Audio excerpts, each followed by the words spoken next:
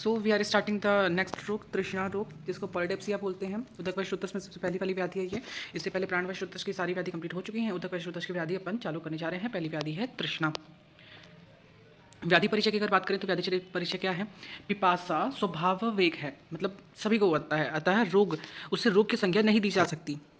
अस्वाभाविक रूप से उत्पन्न पिपासा को ही तृष्णा व्याधि में संबोधित किया गया है। मतलब प्यास लगना सबका नॉर्मल नेचर है, लेकिन अगर किसी को बहुत ज़्यादा प्यास लग रही है, किसी को बहुत कम प्यास लग रही है, तो ऐसी सब चीज़ों को पॉलिडेप्सिया के अंदर इंक्लूड किया जा सकता है, तृष्णा रोग के अंदर इंक्लूड किया जा सकता है। तृष्णा कोई कई व्याधियों के लक्षण के रूप में भी तथा कभी कभी स्वतंत्र व्याधि के रूप में भी पाई जाती है। मतलब ये सिम्टम्स भी है और ये खुद एक डिजीज़ भी है।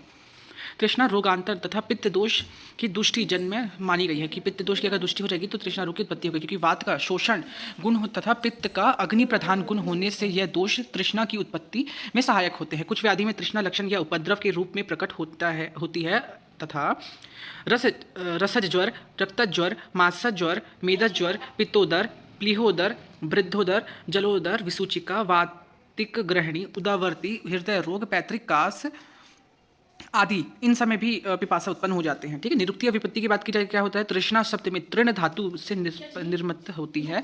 इसका अर्थ होता है लोभ या आकांक्षा। ठीक है। अगर इसकी परिभाषा बात करी जाए तो अस्वाभाविक रूप से उत्पन्न पिपासा जब बार बार जल ग्रहण करने पर भी तृप्त ना हो, उसे बार बार जल की आकांक्षा बनी रह जाए, तब उसे तृष्णा रोग कहा जाता है। ठीक है। कि अगर उसको पानी पिए जा रहा है लेकिन फिर उसको इतनी प्यास लग रही है कि उसका प्यास नहीं बुझ रहा है, तो ये तृष्णा रोग के अंदर आ जाता है। निदान में देखा जाए तो इसका शारीरिक निदान है, मानसिक निदान है, आगंतुक निदान है। आगंतुक। ठीक है। तो शारीरिक निदान को अगर देखें तो अत्यधिक मद्यपान करना, अत्यधिक क्षार, अम्ल, लवण, कटु रस का सेवन करना, धातुक्षय हो जाएगा तो उष्ण, रुक्ष तथा शुष्क अन्न का अति सेवन करना, वमन, विरेचन, संशोधन कर्म का अति योग हो जाएगा तो भी हो जाता है, अति लंघन हो जाएगा तो हो जाएगा, मधुमेह में होता है ना, रक्तस्राव में हो जाएगा, तीव्र ज्वर में हो जाएगा, तीव्र छर्दी में हो जाएगा, विसूचिका में हो जाएगा, अतिसार में हो जाएगा, जलोदर में हो जाएगा, आदि रोगों के कारण। ये शारीरिक निदान है, इनके चलते भी हो सकता है। मानसिक निदान देखें तो मानसिक में शोभ हो जाएगा, भय, श्रम, शोक, क्रोध आदि मानसिक भाव की उत्पत्ति हो जाएगी। तो आगंतुक देखेंगे तो सूर्य संताप मतलब आताप का सेवन करना तृष्णा रोग की उत्पत्ति का प्रमुख आगंतुक निदान माना गया है। जैसे अपन धूप में काफी देर तक खड़े रहते हैं तो अपन को पानी पीने की इच्छा होने लग जाती है ना, वही है। संप्राप्ति की अगर बात करें तो संप्राप्ति इसकी समान संप्राप्ति है, विशिष्ट संप्राप्ति है। ठीक है। समान संप्राप्ति क्या बोला है? अति निदानु सेवन से पित्त तथा वात प्रकोपित होता है, शरीर में सौम्य मतलब जल की प्रधानता, सौम्य या कफ या जल ऐसा मानते हैं। ठीक है। धातु का शोषण हो जाता है, सौम्य धातु का शोषण हो जाता है, मतलब जल प्रधान वाली, वही कफ का शोषण हो जाता है। तत्पश्चात जिह्वा, मूल, गला, तालु तथा क्लोम, क्लोम मतलब पैलेट, गला, तालु और क्लोम, इसमें रसवाहिनी नलिकाओं में रसवाहिनी नलिकाओं को शोषित कर तृष्णा रोग की उत्पत्ति हो जाती है। भयंकर व्याधि से कृषित व्यक्ति में तृष्णा अधिक के पाई जाती है। यह उपद्रव स्वरूप तृष्णा उपसर्गजन तृष्णा कहा जाता है। विशिष्ट संप्राप्ति की बात की जाए तो संप्राप्ति चक्र आएगा और संप्राप्ति घटक आएगा।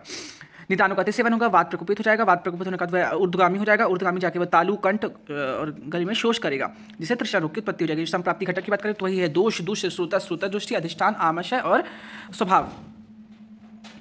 ठीक है। तो दोष क्या होगा इसका? वात और पित्त हो जाएगा, दुष्य उदक हो जाएगा, श्रोतस उदक व श्रोतस हो जाएगा, श्रोत दृष्टि कैसा होगा? विमार गमन हो जाएगा, अधिष्ठान कैसा होगा? तालु, क्लोम आदि में, तो तालु, क्लोम, कंठ आदि ऐसा करके लिखना। आशय क्या होगा इसका? तो आमाशय उत्थ्य व्याधि है ये। स्वभाव कैसा होगा? आशुकारी होगा।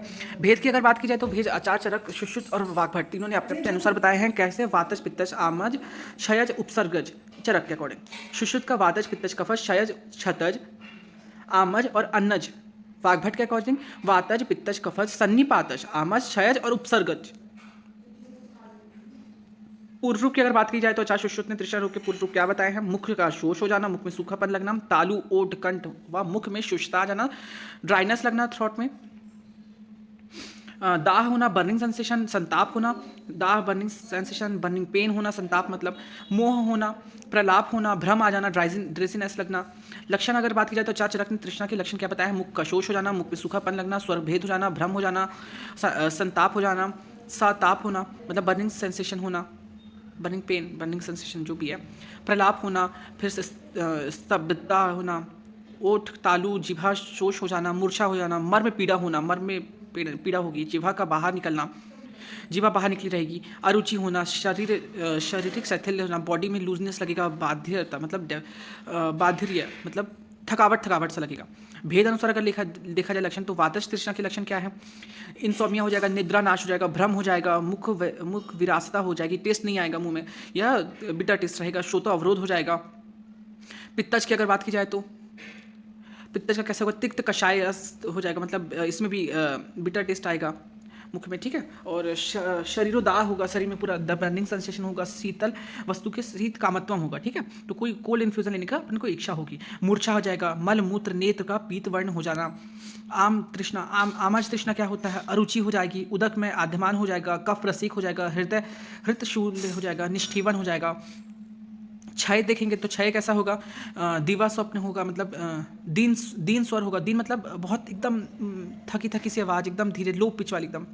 तमा प्रदेश होगा, मतलब आंखों के सामने अंधेरा आ जाएगा। हृदय गला तथा तालु शोष हो जाएगा। रक्त क्षय हो जाएगा के लक्षण प्रकट होंगे। रक्त क्षय के लक्षण किस में होंगे, ये ध्यान रखना। रक्त क्षय के लक्षण क्षय काश में होंगे, सॉरी क्षय तृष्णा में होंगे।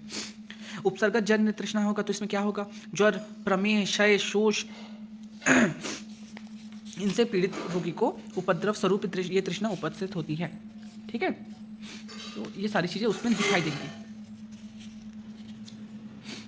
और क्या दिखाएगा? दीन स्वर हो जाएगा, गात्र शुष्कता तथा गला तालु में शुष्कता हो जाएगा। अनजहिक का देखें, अनज तृष्णा देखेंगे तो कैसा होगा?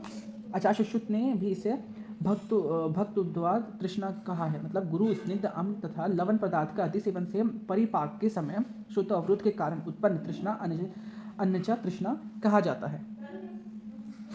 फिर आएगा मध्यजा तृष्णा। तो ये क्या होगा? निरंतर मद्यपान सेवन करने से वाले व्यक्तियों को मद्य अपने तीक्ष्ण उष्ण रुक्ष के कारण वात पित्त का प्रकोप करता है तथा वृद्धि वात पित्त शारीरिक जल का शोषण कर तृष्णा रूप को उत्पन्न कर देता है। साध्यता की अगर बात की जाए तो क्या होगा? निरंतर वमन करना होगा। असाध्य के लक्षण, अगर वो निरंतर वमन कर रहा है, तृष्णा का वेग अति प्रबल होता है, समस्त उपद्रव के से युक्त तृष्णा, बाधिर्य, जिह्वा में बहिर्निर्गमन, ये सब कंडीशन आएंगी तो वो आएगा। अब इसका ब्लड इन्वेस्टिगेशन अब पता करना होगा तो कैसे करेंगे? तो टोटल ब्लड काउंट कराएंगे अपन, ब्लड शुगर कराएंगे तो अगर फास्ट में कराएंगे और पोस्ट पैराइडल कराएंगे, ठीक है। और कंप्लीट यूरिन टेस्ट कराएंगे अपन, फिर उसका लिपिड प्रोफाइल भी कराएंगे। तो ये मॉडल में अपन इस तरह जान सकते हैं।